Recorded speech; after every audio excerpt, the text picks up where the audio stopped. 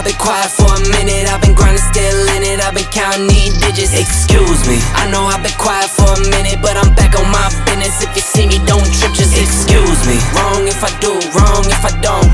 That's why I do me no matter what, so excuse me. Lie if I do, lie if I don't. The proof is in the story, take a seat and excuse me.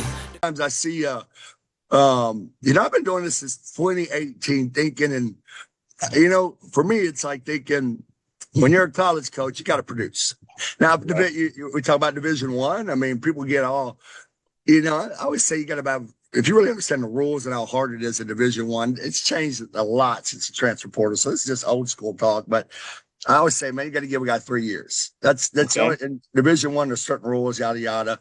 3 years, football, basketball, anything, before you can judge if he's the guy for that job. It's just so hard to change around, turn around and get your coach in there. So let's stop right there. Point being, no, but I've been doing this stop right, 2018. No, but hold on, Coach. Let's stop right there, right? Okay. So the pandemic hit, and it kind of messed you up a little bit, right or wrong? Or did it completely set you back, or just maybe yes or no?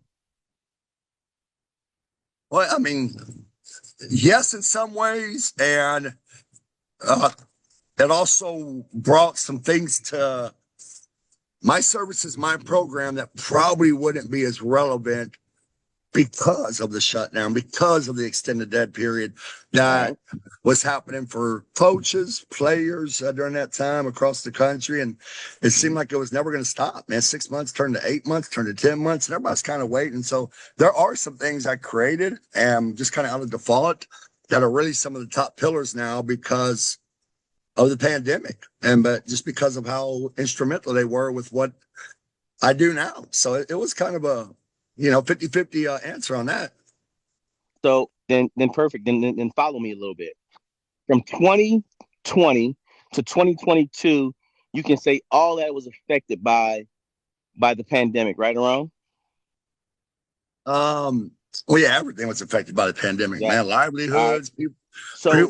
But again, it did create a few little things that were happening when college coaches, man, across the country, which I could kind of like go back 5 years, like if I was in their shoes, previously, like I was in 2015, 14, whenever I left coaching. But man, they're like, man, we're so tired of watching damn film.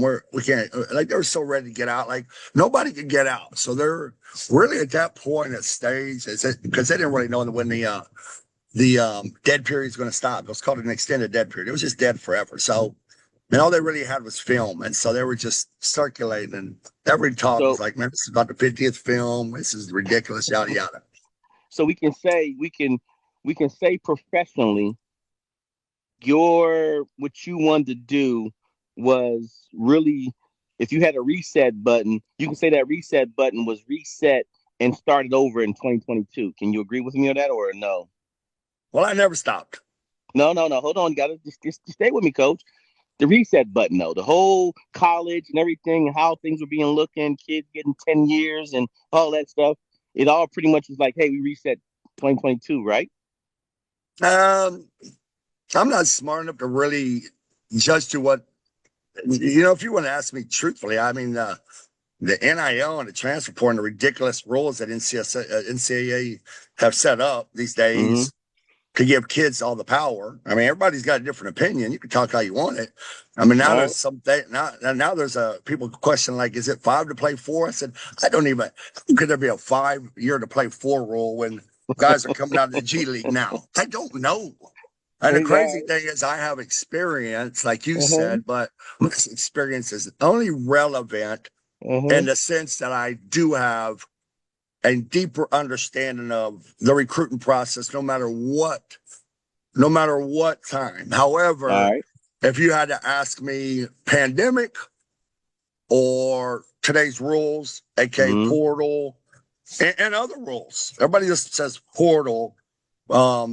That's changed the game more, and it's affected and it's caused more confusion for players that aspire to play collegiate football, basketball, baseball, whatever sport it may be, than, in my opinion, the pandemic did. The pandemic was a setback for the entire world, no matter what industry you're in.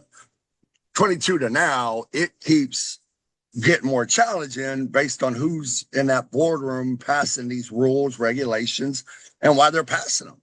I don't really have an answer for that. I have an opinion. So my question then, have you grown from 22 to 25? Have you grown? Has the uncommon experience grown from 22 to 25? Is my question. I think I have grown tremendously as far as trying to stay up with the current times, trying to stay consistent with producing results for kids that aspire to play collegiate basketball, and for assisting more than anybody. Again, one of my big passions is some of the rules have tied the hands of coaches, which means they need more and more and more each year, real resources. I mean, they need help. So I think my biggest growth has come maybe more in the sense that staying uncommon, understanding how much noise has gotten. The noise has tripled. So I don't know if it's truly helped my numbers, but it hasn't stopped my mission. So when you're saying that, Coach, it's a fine line. Each year, think about the noise and money and a kid who's barely playing it. You know what I mean? Go ahead. So that's this is a perfect setup to one, educate more, right? Do this more often right here, what we're doing, and to let people know, from my opinion, from what I'm seeing you more in Houston now. I'm seeing you in Houston at least 4 times a year. I'm seeing you more in Houston. I'm seeing you in Arkansas now. I'm seeing you there. I'm seeing you touch Dallas now. So for me, in my opinion, I'm gonna say I've seen the growth. Maybe the numbers might have not grown to where you wanted to be, but for me and what I see and what I want to be part of is the help of the growth of the Uncommon platform from San Antonio, Austin, Houston, Dallas, Arkansas, Louisiana, Oklahoma. I'm seeing all that. I'm seeing that. Now, maybe you're not getting the numbers you want personally, your personal goals, but the platform is working. I'm seeing you touch the Amari Guerrero. The platform's going to work because the platform is player driven. Okay. People chase exposure. People chase the word exposure, and they're paying for exposure. I mean, exposure. Me and you both know that. They chase exposure. And so it's still a harder sell. The child looking at let's say a peer who's an NIL kid, let's say, or he gets money on that, man, kids are kids, man. I mean, so that's floating around. You ain't that child. Right. You ain't that kid. So that's got more challenging, but the mission has been successful, consistently improving. And I'll send you maybe a follow-up so you can check out the names, because you mentioned some kids that are recent. But since 2018, any local kid that's come through Uncommon, from a kid being a backup player at school A to a kid who finally realizes, man, I want to go do this, that I'm probably about 80% that I've worked with in San Antonio are in school. They're still playing, and better yet, I mean, we talk about your nephew, you just got saw him recently, and they're still growing. They're still growing. Have you seen his growth? Have you seen his muscles? That was my last sentence. They're still growing. So I don't care. I'm not going to give you credit to nobody. I'll say if he was a normal kid, somebody above him. If I didn't know that y'all were tied in, any kid that I've helped has a good voice above. Right. No matter pre-portal pandemic, a good voice above.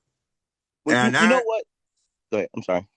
And that has been the key to any player, no matter what their circumstances are, having a real shot to obtain their goal through Uncommon and some of the other services I offer outside of camps because of the voice above. like, and we had this when we first met and I did my write-ups. I wasn't calling a name. It's funny.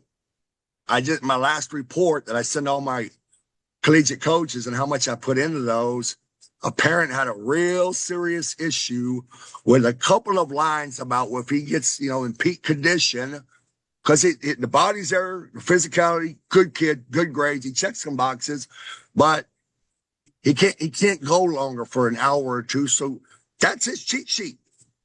Mm-hmm. Mm-hmm. He's got 65 days. I told his mother last night. I'm not putting 65 days. We can go back and forth. We can go back and forth. Or you can stop paying me my monthly dues and go pay for whatever you want. Go spend $8,000, Mom. But I'll tell you again, that write-up is keeping your son on the board until his conditioning gets better. What can I send you? You want a 6-week college level preseason workout? I got him. I'll send it on a zip drive. You want dehydration? Like anything I can. I love the kid. And I think his first camp, I thought, well, maybe he just never been in this intensive environment. And he got about the last hour, he got really, really fatigued, yada, yada. And then the second event, I had 2 coaches coming to watch him. Coach Talley, that I was like, man, this kid's really intriguing and very wise because of this. And I swear, not even an hour into my camp, which you're not going to fake it. It doesn't scare, like you said, it doesn't scare Mario Logan. It doesn't scare guys that really want to play college or Livingston. I mean, it's actually a good roadmap and a pathway to gain an interest. But man, he was done. He was Gatorade. And he has a little bit of history of being injured. That's called a giant red flag. So it's been cool to see the parents that buy in, because I heard before that phone call that it's going to be really hard for that mama to buy in, Coach. You've been trying that from the baseball coach. I mean, I just started doing my research. Is this consistent? I mean, so in other words, the whole plan's still to help the kid. But I said that write-up is going to keep him on the board until I could see him play 8, 9, 10 high school games without injury, without some, I said, then we're going to kill his recruitment. But nobody's ever told that kid and mom that. They were scared. Why would I be scared? I'm not the high school coach. I'm helping the kid with his recruitment process. So we've got to check that box by midseason. I told him, we can talk all night. I said, it's got to be checked. What do I need to give you? You need programs, you need conditioning, you need sport specific agility. You got to start doing it. I think I lost you a little bit on your sound, Coach. Let's recap real quick. Let's restart. Who are you? What gives you to be the subject matter expert in this? And let's talk and let the parents know why the uncommon approach is the best approach for a guy that's not that D1 Duke kid or that kid that doesn't even have any offers right now. But everyone's saying this kid should be playing college basketball.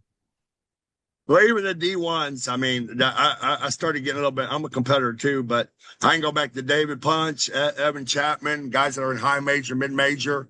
I can go back to the big Xander Brzezinski, who just has a New Mexico State offers. Those guys were uncommon. They came to uncommon. Once they got to D1 level by using the back end stuff, attending several camps, and embracing what they had to do to reach their dream of D1. They were a D1 talent, embracing it. They got rewarded. So it doesn't matter. D1 to D2 to D3 to NAI, JUCO. I think it's more about understanding at the end of this journey, what level can a kid really play at if you've coached at every level and you've been a coordinator at every level. Forget my experience. That's the past. But I mean, I'm saying I do have an understanding of being the coordinator at all those levels. So it's more about kind of evaluating and assessing, what's the best probability of helping a kid secure an offer that fits him where he can stay there and end up eventually playing there. So I think just having 20 years as a coordinator coach is pretty unique, but then also being on this side of the ball and seeing some of the challenges has really been a kind of a 30 by 30 book. Some of my peers that are in the coaching industry at the collegiate level said, you're on both sides. Now you're hearing, after being the guy that is making that decision. Now I'm trying to help kids understand how important some things are outside of a jump shot, which is not easy.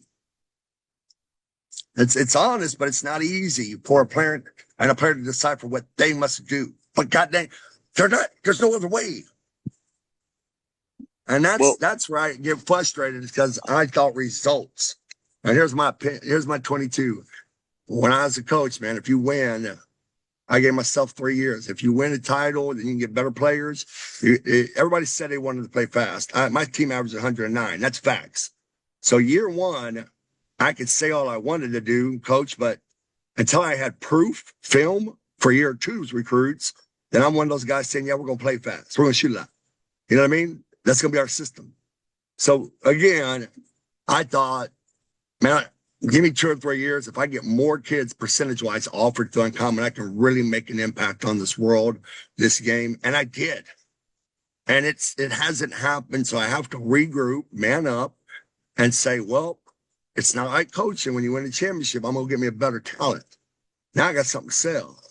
When how about 200 kids get offers? You think, man, more kids want to know. But no, that's going to involve more work. That's going to involve some tough film sessions. That's going to involve some evaluations of what gym is. That's going to evaluate, hey, if anybody was in this gym and saw you laying down after an hour, they just not only scratched you. You understand, son? I got to drive back 8 hours to West Texas. I'm a human being, and I've called 20 friends. That kid ain't no good. He will kill you. He'll get you beat. You look the part. You're great. Now we got work to do to help you. Now, if you want to help, we got 65 days. If you don't, I'm not going to fight it like that thing we talked about 5 years ago. I'm not going to ever hurt the kid.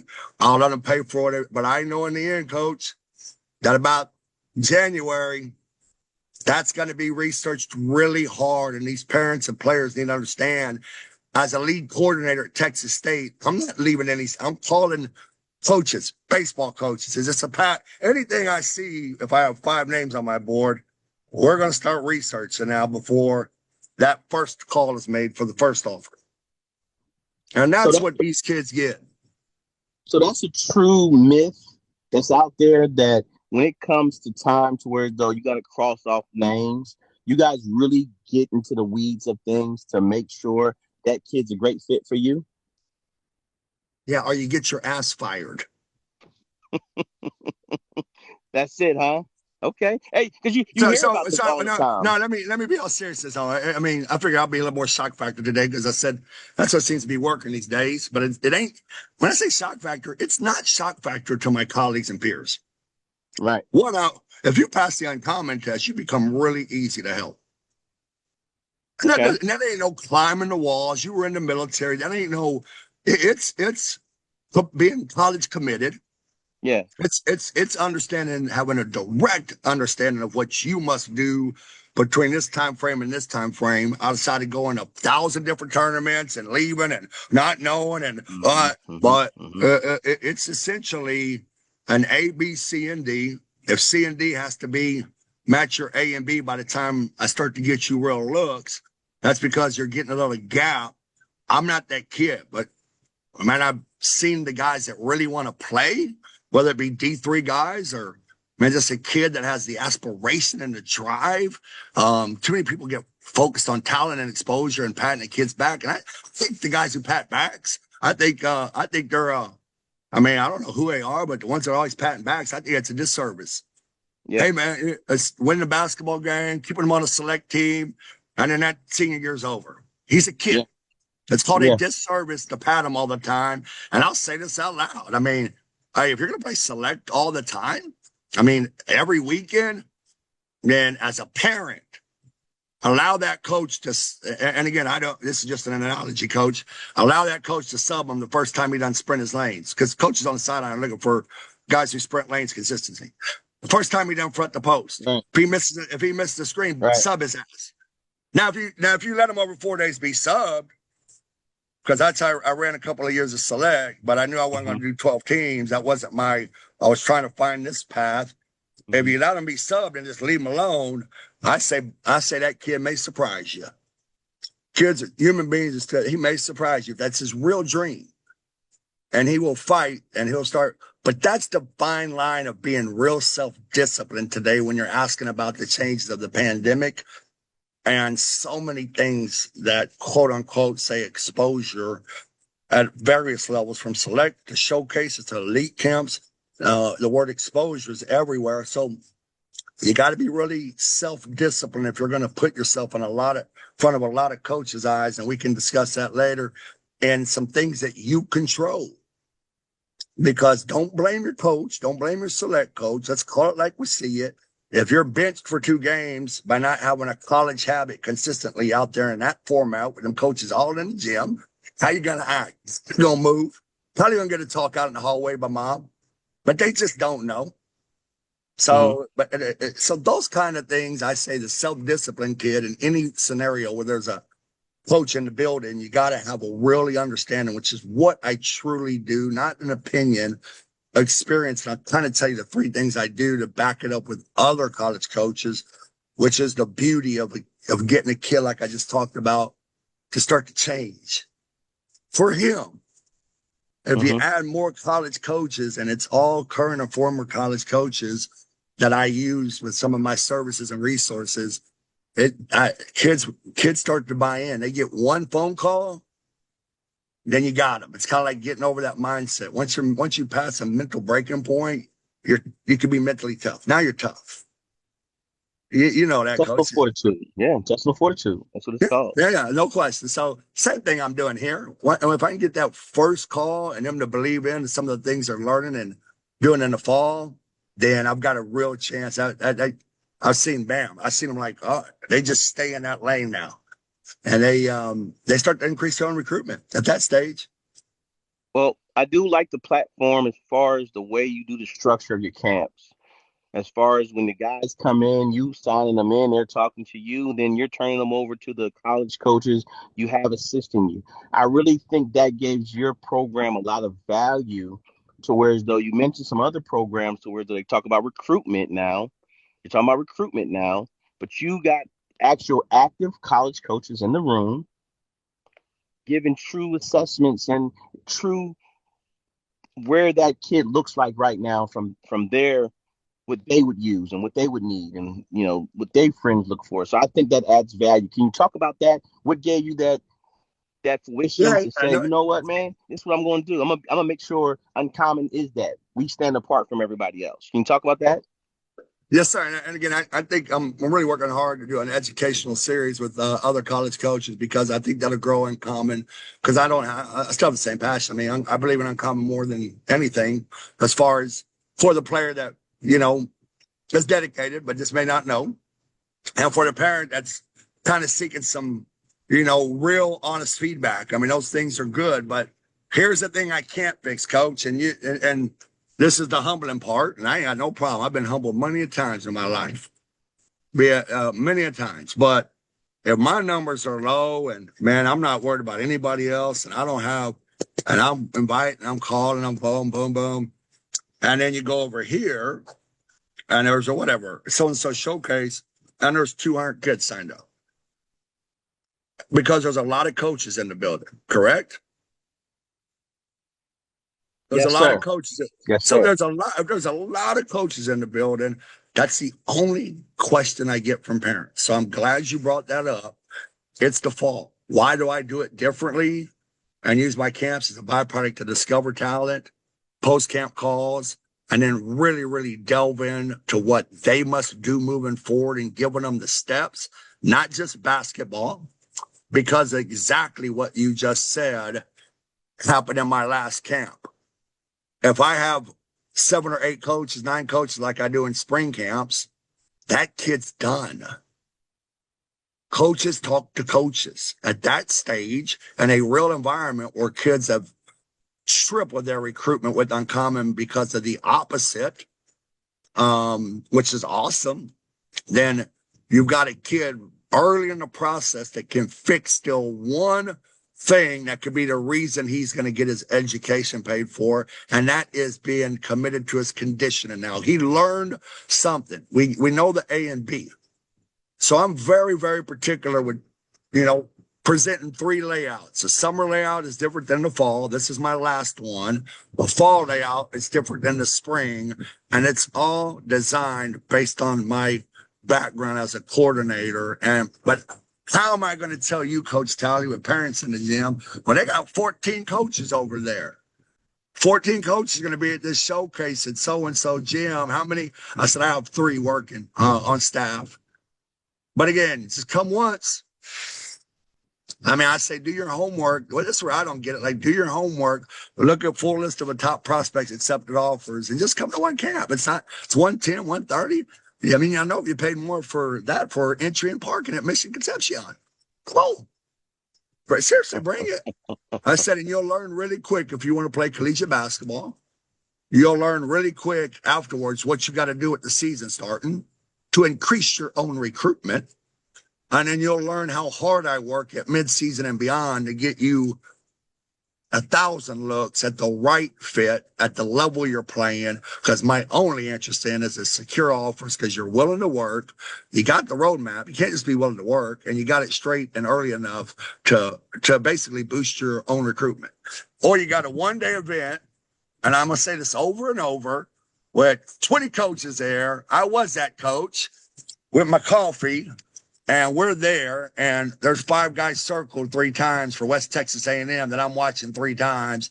And we're watching guys lay down for 3 minutes after barely getting bumped and then sprint full speed. We're like, look at this guy. I mean, so he's not on our deal, and he's killing. So again, I do it different, and it's been proven. And one of the things that nobody's doing that I really, really work hard to do is post events is make sure parents and players have every resource, knowledge, understanding, a breakdown of strengths, weaknesses, things that are going to increase their recruitment. I don't hold back anything that's going to help that child. But then guess what? You got to be willing to work. Nobody wants to pay for work. David Goggins, stay hard. Nobody wants to pay for work. There is no other way.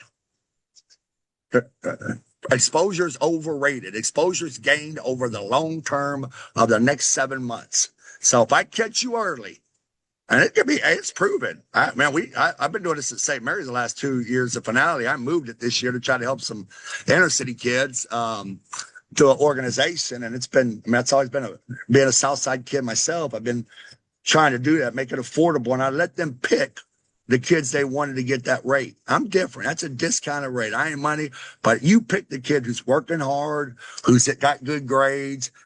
Give him a shot out of the inner city school. And so we've got 15 kids signed up that they picked through Premier. So that's a good thing for the city. I've been wanting to do that, Coach. And at the same time, like I said, if you come to my spring camp, which I see all the time around here, like it's a last minute hit or miss, there ain't no prep then. All bets are off. Those are my toughest camp. College coaches are coaching, and I bring every coach I can. I preview kids harder. I know their strengths, weaknesses, and my preview packet is like pick and pop 4.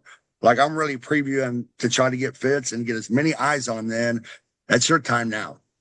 So in 6 months, that's a lot of time to increase your habits, get worse habits, or walk into one-day events in the spring over and and keep leaving frustrated. Get there Sunday.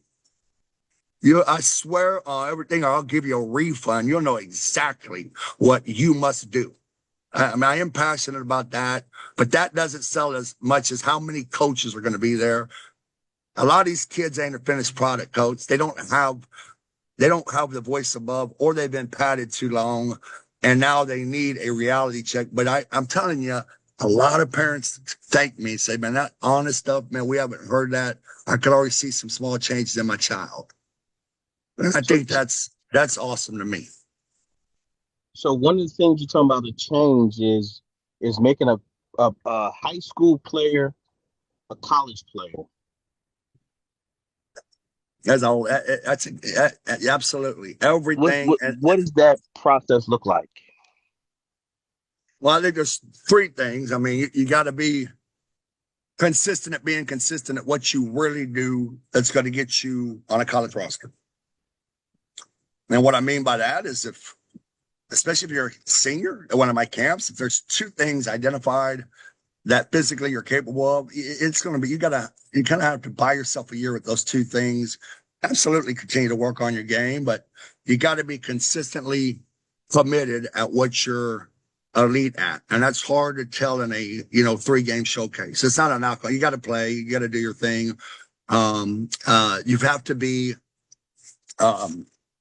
this season, you have to understand at some point, and that's why I kind of do it different. I kind of wait till mid-season before I make a push with this portal. What's your team record? How much have you improved in areas that we have identified and had film sessions and evaluated? And what level are you playing at going into the break? That's a real important thing, because if you think about it, and I'm in college and I come, and if you're on a, we don't know who's going to be on a 5. You like teams that locally coach. You don't know who's going to be 5-15, and you don't know who's going to be 18-2. That's the beauty of sports. Preseason rankings are nothing. Somebody's getting better today. Somebody has tougher kids. Hey, don't say that. Don't say that. My preseason rankings mean something. Well, no, I'm being funny, coach. This is a pun. That's a pun. I do agree.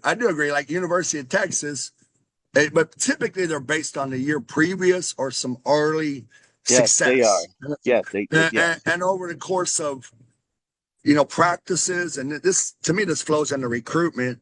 Some teams going to be really, really primed and tough and hard to beat in February. And that's a byproduct of what they're doing daily, leadership, and having maybe college level mindset leaders, because those guys don't break as easy.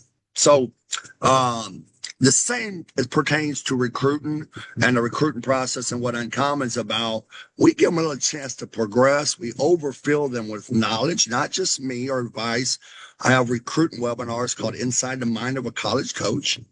And I get college coaches to talk about stuff you can't Google. That's your advantage. The kids that ask questions on those webinars, that's part of my services that people don't know about. The kids that talk directly to a coach, because I don't say, hey, sugarcoat it. It's not like your typical webinar coach. I looked at my last 3 timelines to coaches that did it. I'm like, say 3 things on a campus visit that right when they leave is going to move them off your board immediately. Or y'all going to sit and talk about, okay, we may move him up a notch. You probably know who your number 1 guy is, but you may increase your package. And do you know that? Can you Google that? No, but my webinars, you can ask and listen, and we don't. And that's, again, a lot of behind the scenes insight from the only, to me, voice that matters is the guys that's recruiting kids. I could be a former coordinator, so I know how to design it, but current coordinators giving you that all the way up until Christmas is a great cheat sheet. Again, you've heard me say that lately. Nobody gives the player a cheat sheet. I, as a college coach, I had my cheat sheet. I'm telling you, I didn't teach math. These people equate high school coaches not helping their players as much. A lot of them are doing the best they can. They got to teach math. They got to drive a bus. They got to have lunch duty. It's not their job. A lot of them do their best they can. Their job is to win high school basketball games, make sure you graduate.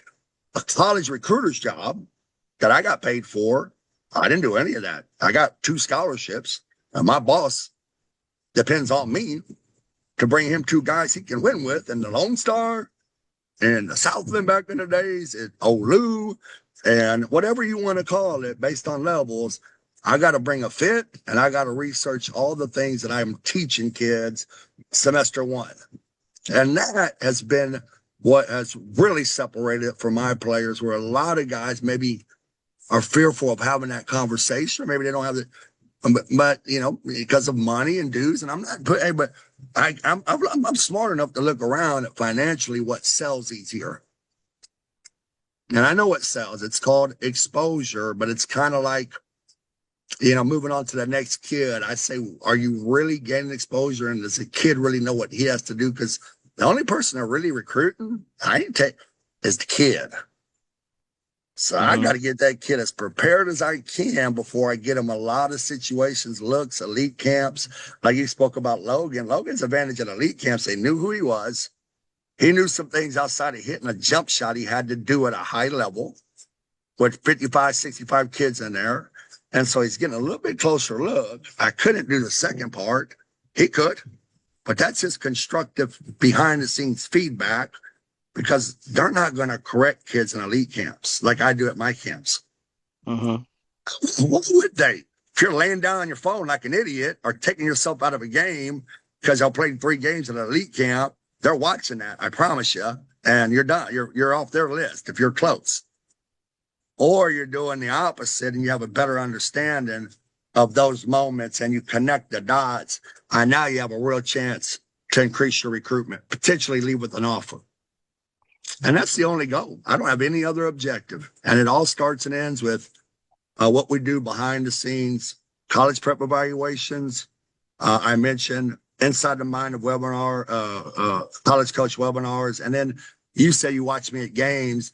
I mean, I get paid from 9th grade, 8th grade. I mean, this is something I want to, for live scouts. Essentially, I stay in my lane.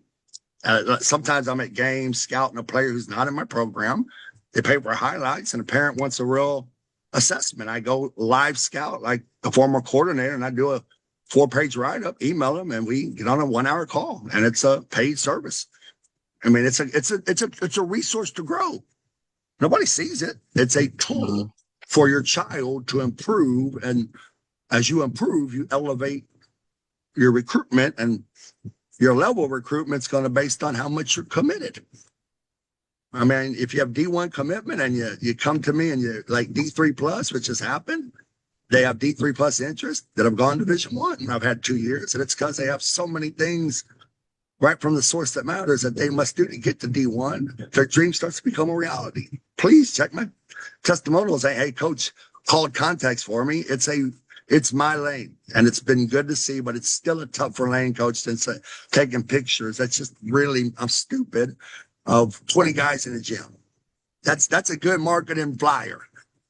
All the coaches on the sideline. Well, they probably, again, 90% of them already done all their research when we went, and they have found these kids, and I'm watching the same kids I like. I'm trying to get Logan or Livingston or Amari. I'm standing at their basket.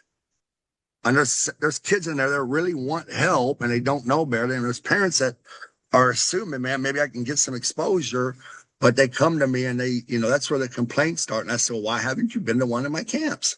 It ain't going to hurt you. Maybe try it out. See if it's a different format. It's, I make it as affordable as I can, but the reason I do is because I also let kids go. I talked to the mom last night. I said at midseason, if we're injury free and conditioning ain't a problem, don't worry, Mom. You'll know that this is real, and we're both blessed. I only got one goal with the big fella because everything else is there. High academic kid, good kid, yes, sir. But that's gonna catch him, coach. But we got time. We got time to really help that kid because he came to an early event. I saw him in the spring camp. Oh, it's gonna be tough. He might already have 50 coaches talking like, man, that kid. They don't know that. It's what you don't know that's going to be the difference in that if you're not getting calls in the next 6 or 7 months. We mentioned toughness. We mentioned kids got to have intestinal fortitude. How much of that do they need to understand and know that they have to be that even more in college and college toughness? What is that? Well, I mean, again, you're talking about, just stay on exposure and stay on recruitment. At the end of the day, you better be college ready and college tough. College ready to me means you can make the transition. You have a clear understanding of your strengths, your weaknesses, your level of play, what potential level of play you can maybe reach in the period of time I have, whether you're a junior or senior, and you have a much better understanding in environments of what is going to move you up boards, move you down boards, and that's kind of being college ready. So again, attending an elite camp and showcase, it's great. If I know the coach is there, I always call for kids, but it's what you're doing in those environments. Are you showing that you're college ready? You're going to make mistakes. These kids put too much on a jump shot. How do you look after you get stuck on a screen? Do you get to the next screen? You're going to make mistakes. How are you progressing through that event that day? So that's being college ready. They don't want to see you make a mistake and compound it with 3 more mistakes or have bad body language or something that's going to indicate, he ain't going to make it a month in my preseason. Whether you're the best player in there, that is absolutely a factor. College toughness. I mean, I built my career on this, and that's why a lot of coaches still come to me. And it's the first question they ask.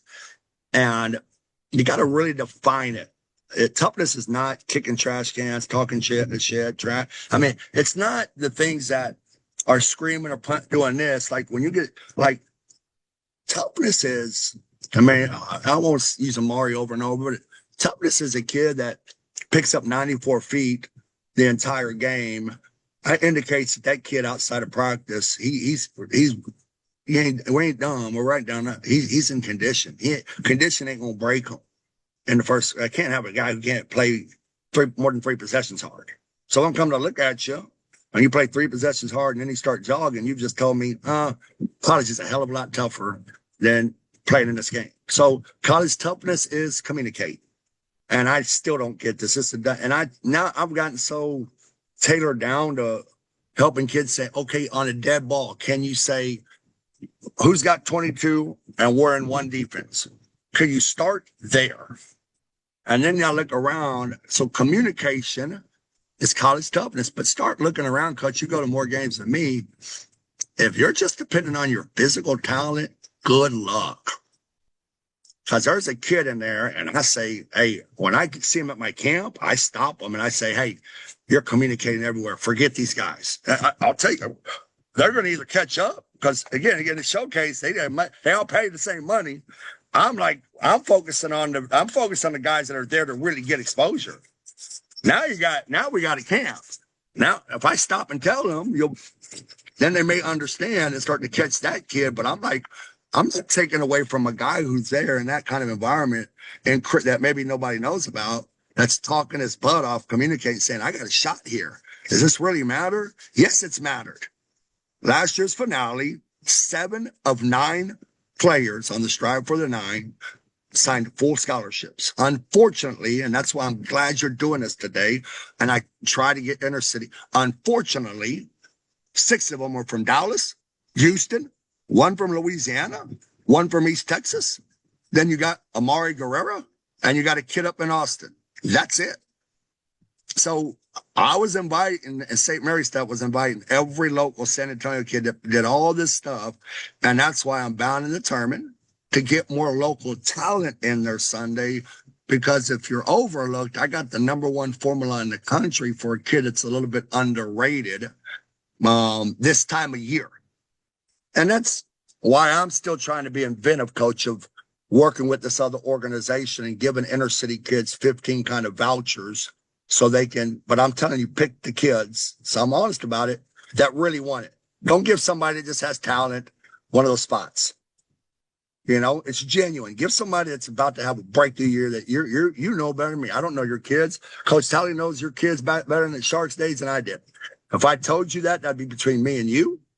It ain't about knock on your other kids, but you're picking maybe 3 dudes that you feel really can benefit because you've seen how much they're putting in, and they may be really, really good in January. And that's a good way to get some interest. So, but that's really the 2 things I think. Toughness is, valued too much on the ball in your hands when it's really 90% of what you do without the ball that defines, are you college tough? And yes, it matters, parents. Yes, it matters, players. So the more events you go to, the more elite camps you put yourself in front of, are you college tough that day? If not, there's eyes on you. You got eyes on you. Or are you jogging half the possessions, not talking, and then wondering why you're not getting calls? Somebody needs to tell you. In fact, I've been to events where kids were wearing pants, coach. I think it's a disservice. I mean, I stand outside in the hallway. It's not a bad thing to say, as a former coordinator, son, I don't know if you can play 6'7". Yeah, I gave a kid shorts 2 camps ago at an event that I wasn't even running. I always had to watch talent. I gave him shorts. I went and bought some shorts and said, look, man, I don't know if this guy that's directing this is going to tell you that, but there's some coaches in there, close friends of mine. Yeah, don't do anything that's going to stand out for the wrong reason. You're the only one with pants. Somebody, and you know what? We sat on the curb after there and talked even more, and maybe made a little small change. It didn't happen overnight, but just a little thing like that. But before he walked into that gym, because I don't care what he could do, that's a red flag. I mean, until you make it, that's what I'm saying. The harder part for today's kids is not the pandemic, it's the ever changing rules and then what they're watching and what they think. Those are mid-major dudes, man. Those are pros. Like, you're watching the wrong guys. If I picked about 5 local guys to watch, I would watch. Hell, I love the Gavin Peck kid. I didn't even know his dad was an ex-coach. Somebody told me that. Huh? Well, yeah, because Bernie, right? Yes, sir. And because one thing, I did not know anything about him, but watching him in an elite camp about halfway through, just the coordinator's lens. I don't know if he, like I say, may hit a few shots. You see, but he's college tough. I mean, I was talking to coaches already about him. I mean, I'm already he ain't even in my program. Like, I'm here to, he's college tough. Yeah, he can't fake college tough. Like, while other guys were mad and as he was banging, bumping them, carding them, you can't stop that. He ain't stopping Gavin's dreams. He ain't stopping Gavin's dreams. Good for Gavin. So Gavin is increasing everything. He's circulating for the right reasons. A lot of kids are right now circulating for the wrong reasons. So if I can catch them, they can gain a little bit of interest Sunday, but really, really, really get a much better roadmap post-event. The season's about to come up. Then that's where I've really, really seen my program, my services, my events really help a kid that may just not know what they must do. They're still young men, and they will. A lot of them have bought in, Coach. So you mentioned that there's a showcase this Sunday, the finale showcase this Sunday. It's my essay finale. I always do the final camp before high school practice starts in San Antonio, and like I said, I moved it this year to get more to hopefully try to get more local kids signed up. That's anybody. I mean, hey, if people like KJ Williams, all those guys were in my programs. I mean, they think it's some Rudy Rudiger deal. No, if you're right there at the D2 cusp and you come finish in the top 9, strive for the 9. Basically means you check box number 2. That means you have skill. That means you have will. You may have toughness. You have a mindset. You got a motor. You check box number 2, which makes it really, really, really easy for me to help you prior to the season start and getting your name on a lot more boards because of box number 2. Maybe you played select all year and dropped 20 in, tournaments and haven't got that first call. Maybe that box 2 is not checked yet. So I think that is what is unique about Sunday's camp. And then what I do that's designed out of a coordinator's perspective is recruiting is a year-round process. It's not a one-day event unless we're already there to sign you. Too many people are going to one-day events and leaving frustrated or calling and complaining to me. And I said, if you haven't been to my camp, then just register for the camp. I ain't good, bad, or indifferent. If it's good for you, that probably means your child is really serious about playing college. It's scary. Like I said, it's not too tough for a guy who really wants to play college, whether you're a JV starter right now or you're a key guy at heart and not getting looks. And, the season's about to start. Both those kids could benefit. You mentioned the spring deal, and that's the one I fall in love with, because to me, it's during the time frame to where kids just finishing playing, they get a little mini break, and then you go right into it. I mean, and watching you put on that event, I see the value of that, because it's time to where, though, you mentioned the college toughness and there's just all that, you get all that out of them. You bring that all of them. I remember I watched that one when I had James come, and then you had Logan there, and that's what I really seen Logan just nonstop, just go, go, go, go, go, go, go, go. Can you mention and talk about that a little bit? Yep, I have nothing to do with that except for the fact that we can go back to our first encounter when you asked me, because I'm always willing to help, and you're always out there trying to help sports in general around the area. And we both have different backgrounds, different lanes, but anybody trying to help is trying to help, and that's an awesome thing. And but my way, like I said, even back then, it was Mr. Gonzalez really liking, because I'm putting my heart and soul into the same write-ups I do today, really liking the things that as an 8th grader that nobody told. I mean, again, that embracing of those kind of things that Uncommon offers, the second and third layer, when you have a really good player, has really been the difference. And again, I don't get how that's something you wouldn't want. If I could get a Right. cheat sheet, if I wanted to play college, which I loved it, I was a single mom back in the day on the east side. I mean, it was different back then. It was 1990, and I found my way. I gritted my way to, a JC offer, and then found my way to an NAI offer. But at the same time, man, I mean, if I had somebody that was, a coordinator and all the college coaches giving me everything I needed to do to reach my dream when I was 17, then man, that would be pretty cool, man. And that's kind of where I envisioned this when I left collegiate coaching. It's like, man, nobody is giving players a roadmap. Too many people were scared, to be honest, because sometimes honest feedback, without all the stuff they're hearing and how great they are, that's human nature. It's human nature. I get it. But if it's benefiting you, but again, I get it because I've had bosses. I had bosses that I couldn't stand. I was always talking about my wife, my ex-wife back in the days at home. And I was like, this guy, man, but guess what?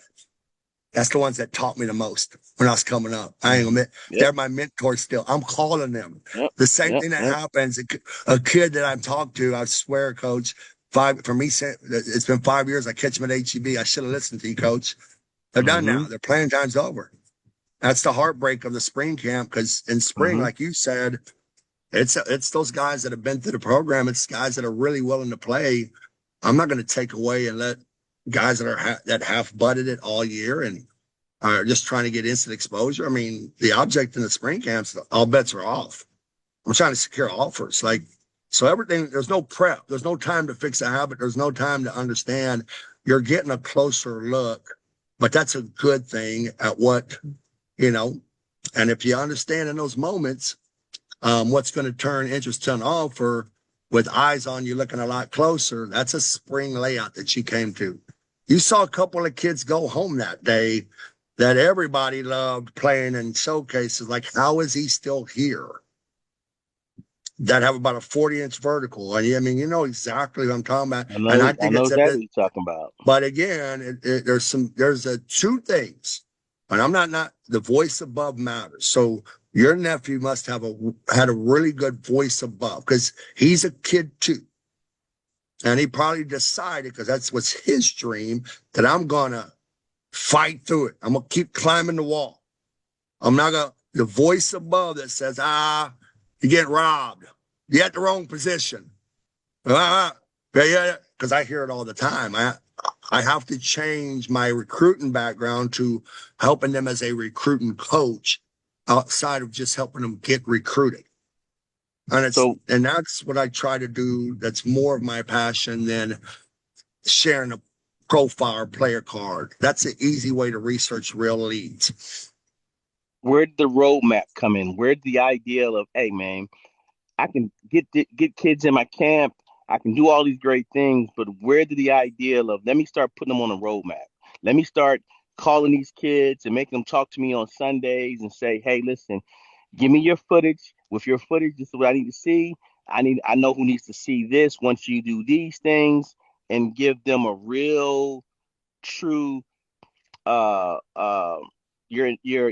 invested into that kid more, and make sure they understand that roadmap so they can get that investment back to you and then to themselves. Let me show you, and this is a good idea. I mean, I've been wanting to do this anywhere, because I don't think even you understand, and it's not a bad thing. Because you even said, man, we probably didn't take advantage of some of the other things when your nephew's in there. But that's a great. Okay, it says it's not allowed sharing. That's fine. I was going to show you what I'm doing right after this call for a player that's coming in on Sunday, which is he decided he wanted to do an evaluation, and that's his roadmap. Early enough, because am I able to share real quick? That's what I'm trying to look at right now, boss. I'm trying to see if I can go ahead and finish explaining. Let me find it first, but you go ahead and keep talking. Go ahead. Well, I mean the roadmap itself.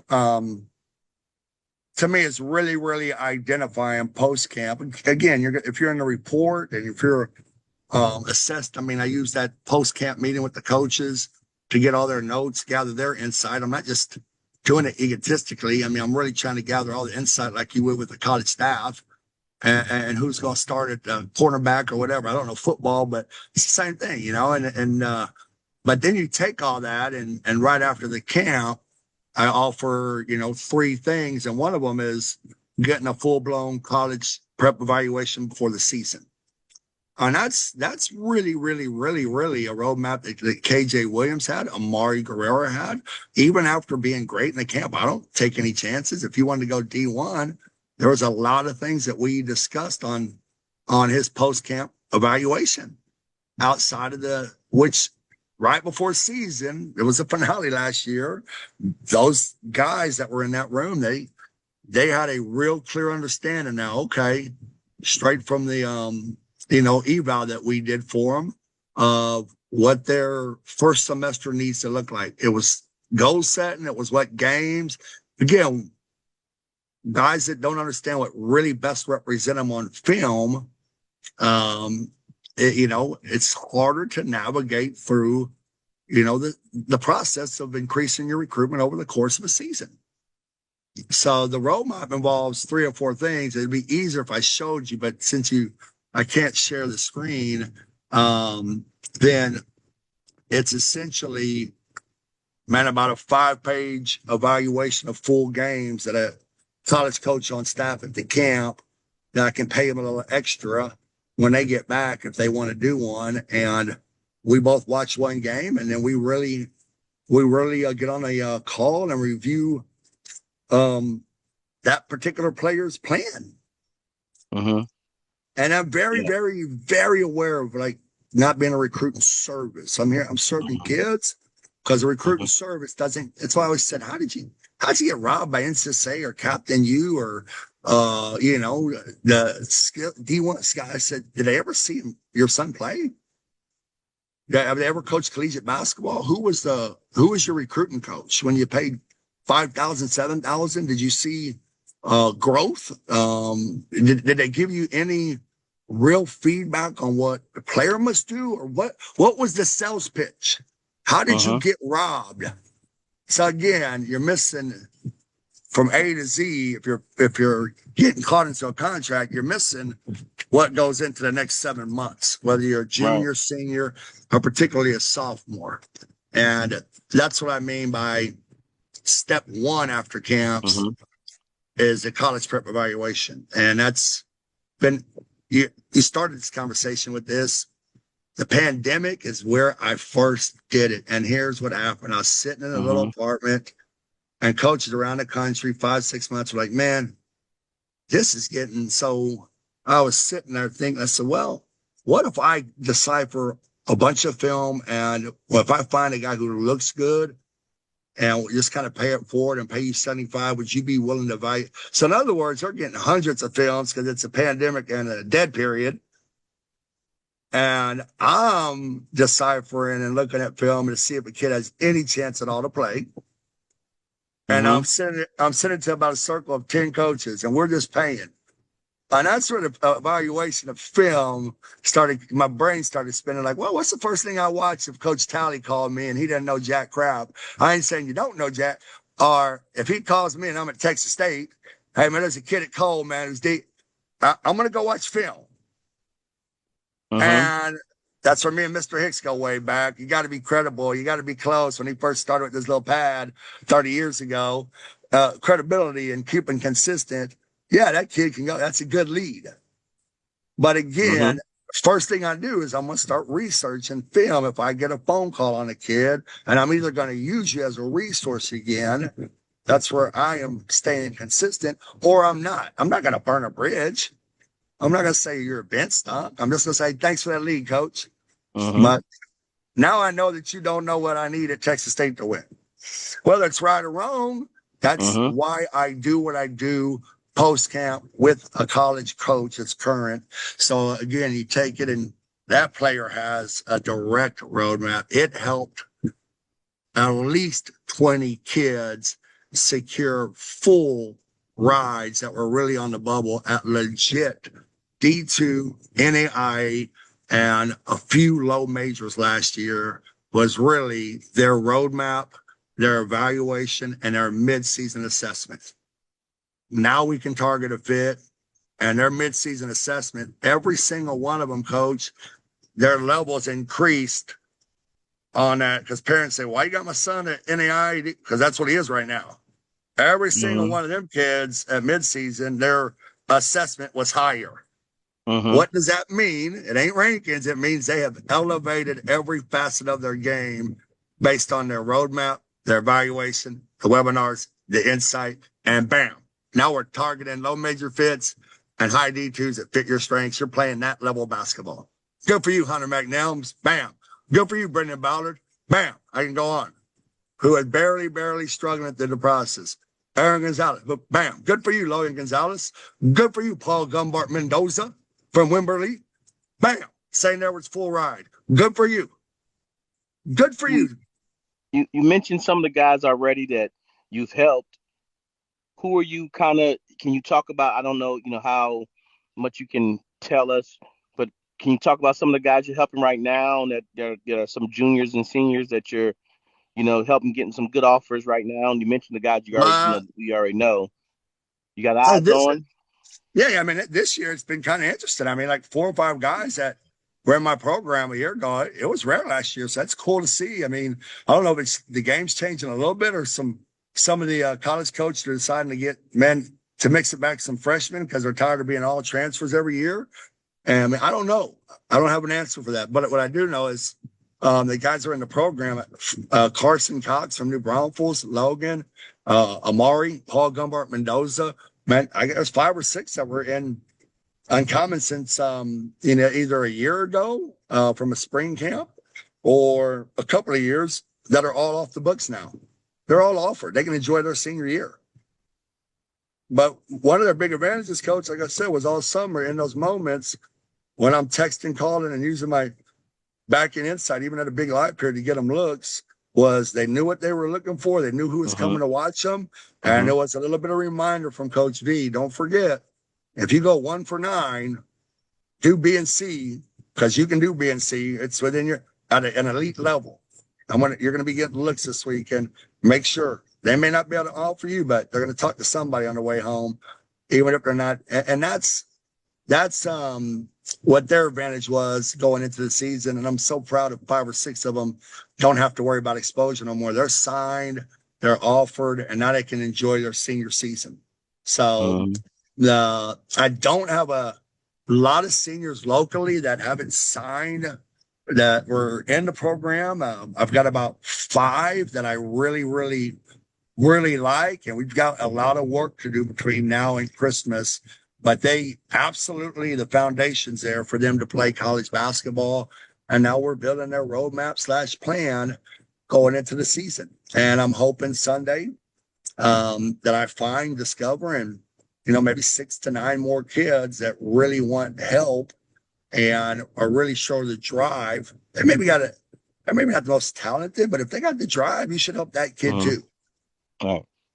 Tate sucked at golf 2 years ago. He's a number 2 golfer at Piper. Tate sucked at golf, but the drive was there. That was his love. He just gave up everything. So the drive is what I'm also looking for on Sunday. And it could be an underrated kid nobody knows about, but you can do something with drive. Outside of talent, if you're really providing more than a profile. Right. What are 3 things that if a parent try to go to the internet, they're not really going to find, but Uncommon does offer, to where they don't have to go to the internet, because it's all right there. It's all right here in our city. It's all at our fingertips. I'll make sure I get on there. I get our producer to put when we make this go live, we'll put your number and your information and where to find it more, because he's going to cut all this up. Number one, we already talked about it, Coach. I think it's the most important one is if you become one of my top 3 guys, one of the things I was taught as a coordinator to research, and I talk to coordinators a lot, it's still the same thing.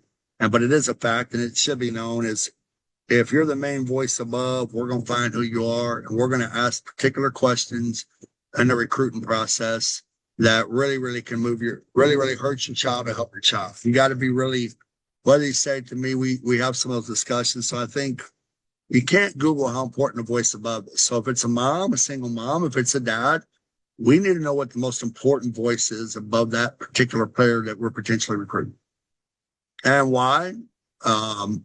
If you just cut it down to basic analytics and rules, when they go up to school and you get a limited amount of time with your kids for a certain period of time till about mid-October, you get 8 hours a week. It's kind of like a mandated rule. So I got to know after 8 hours a week, and college coaches need to know, and this is why it's so important that you answer the right questions, understand how to, if we have an unofficial visit, or if we have a webinar call with the coaching staff, that voice above, we're asking questions very intentfully to see what you answer.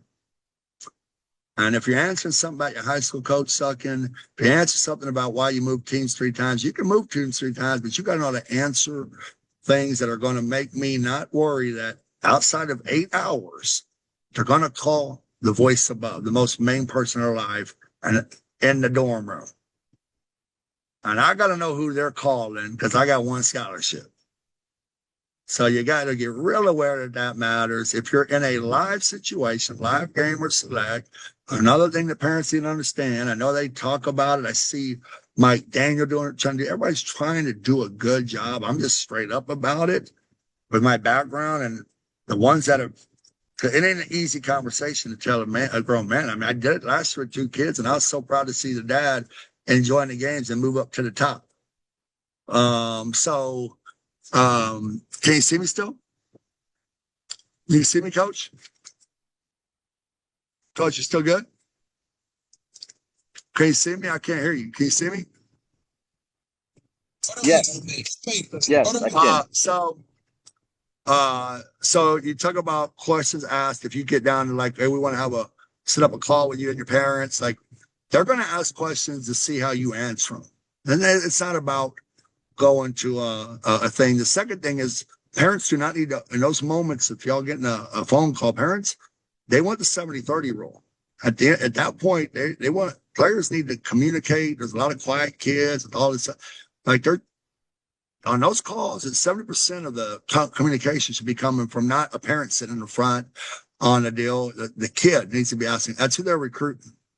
That's a great moment for him to do most of the talking, him to be educated enough of what questions to ask. A parent can still be a parent, ask about academics, fine, but not be the main call. And in those moments, and then at the game, I see it all over on Facebook, and all you guys are posting it, but it's factual. If you get to a game, and I remember in the inside the mind of a college coach, 3 coaches pretty much mentioning the same thing, is they're purposely looking to sit within 5 to 10 feet of the kid they're there to recruit, of parents and family members. Now, I don't know what you're saying up there, and I don't know when you're yelling at Bobby. I don't know if you're yelling for the team, but that when they leave that game, that's going to be an important game that you may not know about when you see a guy with a jacket on with the logo and they're sitting 5 to 10 feet away from the family that the kid they're recruiting. Are you down? Because that's going to be something that absolutely matters. Yes, it matters. Yes, it matters. A coach can't take a risk on somebody in the stands that is shouting things that have nothing to do. Because again, if you just go to the 8-hour rule, he's going to be calling that same voice that's behind me yelling how bad the coach is, you're playing them wrong, or nothing about team success. So be careful, and that's okay. If you're that kind of rowdy parent, hey, I'll go get up at the top of the stands, man. I mean, just go and enjoy the game, clap. You can still have your pit, but do it somewhere the best you can to help the child, because that is a factor in a live situation when these games get rolling. And then finally, I always say, man, parents, you know, the biggest thing that you can do and the biggest thing you can do for your child is, because of some of the stuff that I get asked in questions, is unless it benefits him, there are exceptions to this, but is, you know, stay out of the best success I've had is, and I've heard that parents are a little bit hard to handle. Hey, they've been great with me. Some of them have been great with me. And the point is like that parent allowing me to help the kid understand and kind of move out of the way a little bit instead of protecting them from everything or shielding them or moving them when they're not playing. And, it's because, again, if you're a kid not playing a lot and that's all you hear is, oh, it ain't fair. It's politics. That's all I hear. No, it ain't. 90%. No, it ain't. I may lose business. No, it ain't.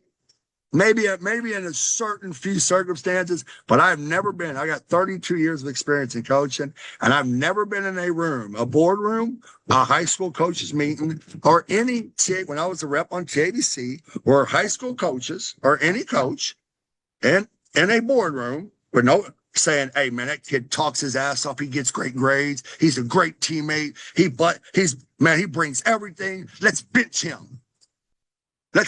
I've never heard that in 32 years of experience. I don't know that conversation has come out. They're going to play who can help them win. They're going to try to help a player who needs to get a bit bigger motor. They're going to try to put a guy in his role that he plays best, but they're still going to try to win. And I've never heard that conversation. I tell that to parents when they say that to me.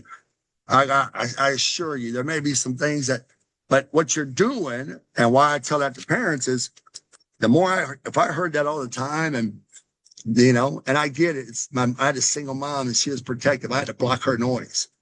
If I didn't block my own mama's noise, I'd be, thank you. My uncle is a Hall of Fame coach, Coach Bonowitz. I mean, if I didn't block her noise, I would have never got out the streets. I mean, I had to block my own mama's noise. I didn't know better. I was 18. My mom was a mom, coach. And so the point being is, I use this analogy, man. The who do you call first when things ain't going your way? Man, back in the day, I'd call my mama, and my mama, when I was in college, my first year, would say, "Oh, he's not fair," and then when I was coaching college, we won a title, or we lost a hard game, I'd call my mama, sometimes, but again, just the voice of mom and saying, man, we lost a tough one. We were in first. Well, you're the best coach ever. You're the best coach ever. My mom, hey, coach, my mama ain't never been to one practice. She doesn't know if I'm gonna watch film that night. She doesn't know if I'm gonna do anything to make my team. She doesn't know it. She's just a mama. So that's a temporary good feeling that if you're gonna get that morphine all the time, as a player, then eventually as a young man, you're going to eventually say, I can't do nothing about my situation at Clemens or Judson or Wagner. I can't do nothing. So basically it's a constant deal it takes it all to the external, which again, I don't think's real facts. I mean, the guys that are busting it, working, putting the time in, high school coaches are trying to win. It ain't their job to get them recruited, but if you're doing things to help a team win at a high level and you're playing at your best basketball in January and beyond, and that's your goal, then you're probably going to increase your recruitment. And but that's three things I think. Make sure if you're the voice above, they're going to ask specific questions to see if you pass the test, mom or dad or grandpa or coach. Some kids need whatever the voice they're going to call, we're going to find that out. In live games and scouts, if you see some coaches in the stands and your son's one of the main dudes, or one of the main guys on the team, they're probably sitting within 5 to 10 feet of you for a reason. So it's probably good that you understand that it's purposely done. It's not tricks. That's their job. I mean, there's things they talk about in the boardroom before they get on that trip. And then after that, you just got to realize as the season goes on, first 20 games, if every game you're driving home in a car, even though you're not saying it blatant, and it ain't nothing to do with Johnny doing something different, then Johnny eventually is going to be doubt and done and walking in every practice with the victim mentality. And I don't, maybe a few cases, but I don't think anybody's in their boardroom by district time saying this kid is busting his ass. He's giving me everything he got. He's playing his role at his highest level. He's doing he's coachable. Boom, boom. He's there again every day. My mama never came to one practice, but she thought I was the greatest coach. How does she Right. know if I was a great coach? Right.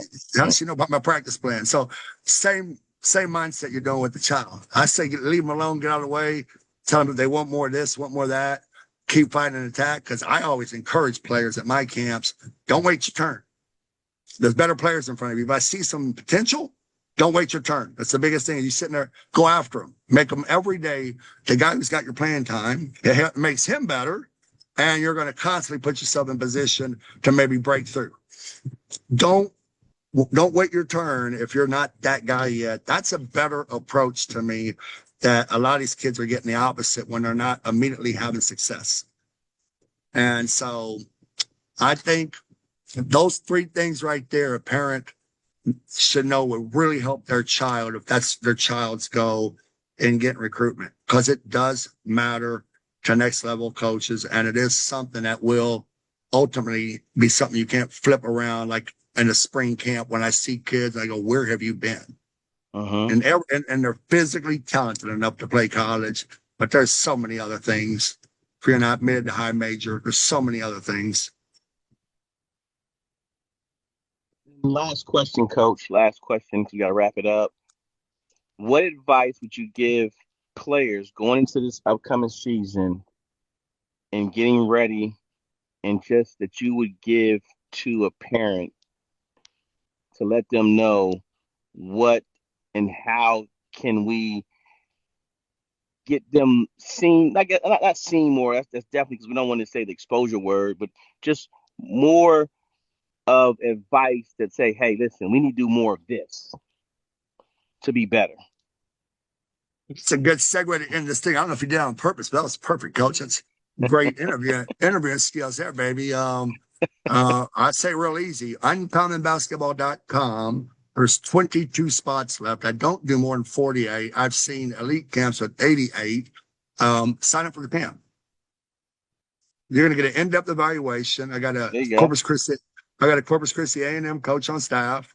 I've got an NAI guy, and I'm waiting to hear back from my JUCO guy. And I try to cover all three bases, three levels, but coordinators, and do a hell of a job, have a great camp. If you've never been to my camp, it's the fairest camp in America. I don't have no rankings, nothing predetermined.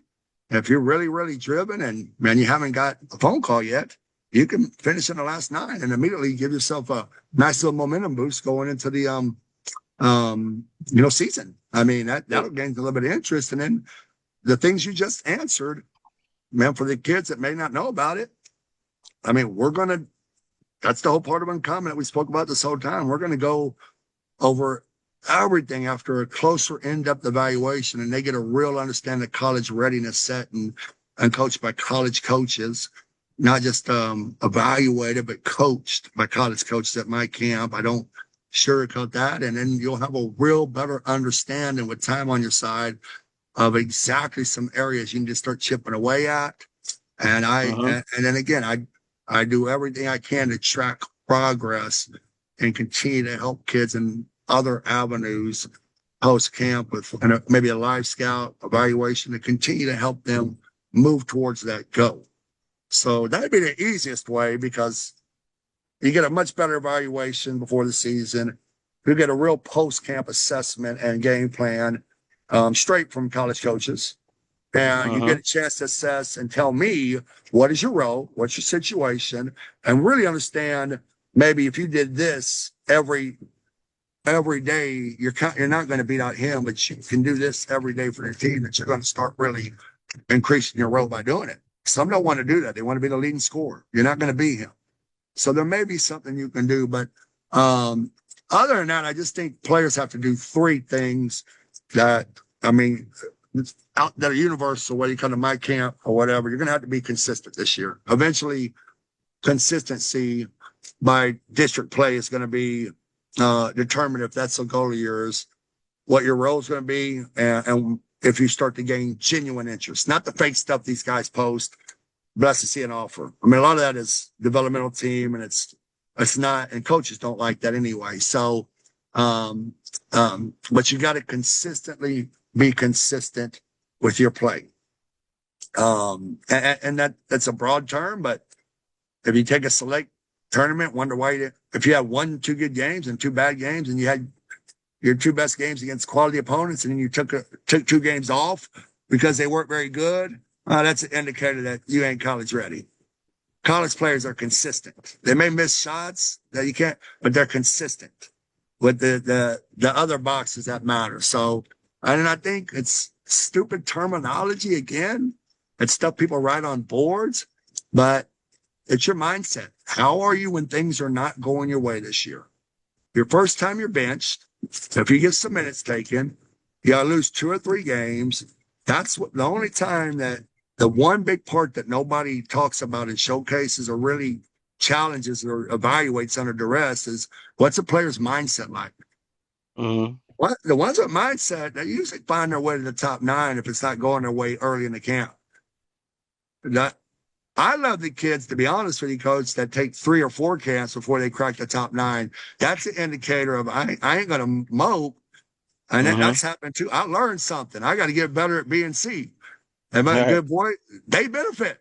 I bet guys do that sign, but that's a good starting point of coming back and, man, you're better at some things. You're tougher at some things. Now your game's elevated. Bam, now you're college ready. So the second one would be your mindset really is determined, well, under duress. You can just see the guys that have, the college mindset. They're going to still compete at a high level. They're going to be still engaged in a game. They're going to be doing things to try to win, to help their team win if they're having an off night. So consistency, man, developing the mindset, and that's only going to be challenged when it's not going your way. Don't evaluate those moments only. And how do you respond after those moments? Because everybody's going to make mistakes. Everybody's going to have bad games. Everybody's going to lose early. So mindset's going to be who's playing great in the second half and playing at a high level. There's a lot of basketball and a lot of time to work. So, and then third, and maybe the most important, you've mentioned it, and I've mentioned it, and nobody really understands that it ain't kicking a trash can or slam dunking and patting your head. Toughness. Right. And toughness, unfortunately for a child, takes a lot of variables around them. And if I can give any advice on how to be really tough, is the more you can internalize your dream, your goal, and what you're doing daily to reach it, you may fail, like we all know. Percentages and odds may be against you, but you never fail if you're internally going for something. It's the doubt. It's the doubt, and it's the guys. I always say it's the doubt and the cool factor. I said this last night to a kid who's coming to my workouts that I'm doing on Wednesday and Thursday because he said he wanted to play college, plays hard, works hard. He's fighting everything, and he's a senior. So right afterwards with him and his dad, I said, I think your dad wants us more than you. Y'all don't come back, tomorrow unless you really think, because he said, I said, why didn't you show up? Your dad's paid for a couple of workouts because my workouts they're not tough. They're an hour and a half of no wasted time. Like I'm not letting them. I'm testing to see who's in the better condition. And we're in an hour. We got an hour and a half out there, tonight. So point being, he's like, well, my body was a little bit sore. I had practices. I said, so did Isaiah Oates, my freshman here from Cole, and he's talking louder than you. And he had he had a private session this morning. He had practice too. Yeah. So don't pay me no more. Again, now they have a choice. I'm always praying. It's not like I'm scared. I'm praying he comes back tonight. That's step one to developing toughness. Because at this point, he's going to rest his body. If you got to rest your body, you're probably going to rest yourself out of any chance by midseason to be in position to play at a higher level. Right. I'm not talking about injury. It came from a senior's mouth. Like taking. Well, this is awful late in the process. It's first time, so I know. And then there was Isaiah Oates right there by me, which was a great example because the kid's a freshman. I said, well, so I'm kind of early predicting. I don't like to but watch out for him because he has everything. He has a great voice above. He's got the mindset. He's undersized right now, but in 2 years, I'll get more success and excitement out of projecting and seeing that potential through a coordinator's lens that you see in young guys like Isaiah, because I don't know where he's going to be, but I know he's going to maximize his potential. And over the next couple of years, whatever position that puts that kid in, know that there's things that he's doing that I'm seeing up close that benefits him. If you're not like that, you got to go and let yourself get past that breaking point, or you may have to come to 3 events before you make that top 9, or you may have to come out Sunday and say, dang, this is what I really have to do going into the season. And all 3 of those are good. And that's just something I try to tell all players, because again, we go back and forth sometimes, we jack with each other, but I think you wouldn't be having me on here, and I'll come on, I'm here, but I'm just saying, man, my heart's been in the same place since starting this in 2018, and it's not the numbers I want. I had a dream, a vision of being number 1, and there were so many. So if you want to know how hard and humbling it's for me, if you're asking for my Pat, because you can't give me an hour and a half, I've been grinding since 2018 to make uncommon more common. And all I try to do is make sure it's result driven, not ice cream selling. And the results are absolutely factual proof that about 80% of uncommon athletes have secured the highest potential offer. If you don't know what uncommon is, come out Sunday, because it ain't just a one-day camp. The work begins after the camp. Yep. And that's how recruiting is, and that's what I've been doing. And I'm glad that you're putting me in this situation, because I'm not good at this kind of technology stuff, because there may be 10 parents and players that listen to this, come out, and maybe 3 of them change their lives. And I mean that with my heart, that have a shot, and they're there Sunday. And man, I have time and they have time to really understand how much uncommon can help them gain exposure. And, that's it. I mean, and you can share my contact, whatever you need to do. If somebody hits you up, because they probably hit you up more than me. They're going to hit you up, Coach. I'm going to put your information on there. They're going to hit you up. I'm going to make sure it has a direct contact. I got my producer. We got one of the best producers in the city to make sure he chop this up for us and have it go live. It's going to go live today at 6 o'clock. Just letting you know. So it's awesome, man. That's great, man. Right. If you give me the link that's going to go live, man, it'd be great, because I get that one more workout tonight. I'll post that on everything, and man, if he chops it up and makes me look decent, or like I know what the heck I'm talking about, man, maybe I get 5 or 10 more local kids this year to come to this camp. There you go. That's what it's about, man. And I appreciate you coming on. I told you I want to make this a regular thing, so we'll definitely chop it up after the camp and see how it goes, or see how it went. Rather, excuse me. Yeah. And if you're around, or if y'all guys are around and you want to stop in or anything, man, it's over there at Brooks Academy from 1 to 6, and we'll see. I mean, I'm trying a bit different, man, to help some more guys. So, but I appreciate you, brother. I appreciate you, Coach. Thank you. All right, man. Take care, and I'll as soon as I get that link, man, I'll post it. I appreciate it. All right, yes, sir. All right, have a good one. See you, Coach. Bye. All right, bye-bye.